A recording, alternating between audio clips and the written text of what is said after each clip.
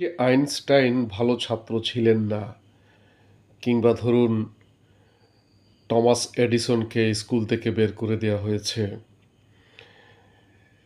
অথচ তারা পরবর্তীতে বিশ্ববিখ্যাত বিজ্ঞানী হয়েছিলেন। তো এই ঘটনাগুলো আসলে কি বোঝায়? এই ঘটনাগুলো বোঝায় যে মানুষের জীবন সম্পর্কে সে নিজে এবং অন্যান্য মানুষ খুব কমই বুঝতে পারে। কারণ তার ডেস্টিনি, তার তকদির কি আছে সে নিজেই জানে না। কখনো কখনো সে একটা কর্মপ্রবাহের ভেতর দিয়ে চলতে থাকে এবং একটা পর্যায়ে সে কি হয়ে যায় সে নিজেই অবাক হয়।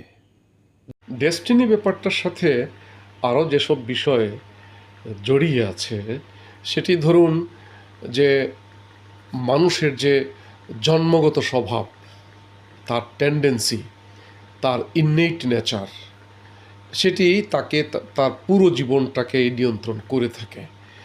অর্থাৎ মনে করুন আপনি একটা চয়েস করেছেন, আপনার একটা নির্দিষ্ট পছন্দ আছে জীবনে আপনি কি করবেন। তো আপনি যে পছন্দ নির্ধারণ করেন সেই ক্ষেত্রেও আপনার ইননেট নেচারটি কাজ করছে। অর্থাৎ আপনার পছন্দটি আপনার জন্মগত স্বভাব নির্ধারণ করে দিচ্ছে। তো আপনি টার্গেট নিলেন, আপনি এইভাবে এই পর্যায়ে গিয়ে পৌঁছবেন, তো সেটিও মূলত আপনার ডেস্টিনিতে ছিল বলেই আপনি সেটি করতে পারছেন।